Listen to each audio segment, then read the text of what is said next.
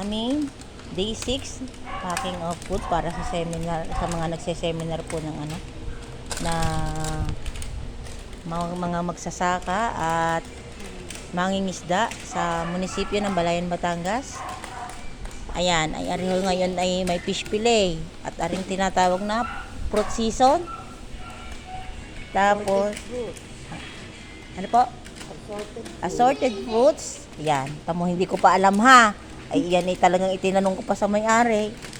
At chop suey and roasted pork. With gravy pa yan. Yan. Yan sa mga tinatamad magluto o kaya may mga events. Dito lang po sa Vang's Catering. Ayan po, ganyan po kadami ang aming pinapake. Tinatakloban na yung iba. Bukas ang aming last day, bukas na. 1 week of packing. Ayan, babush!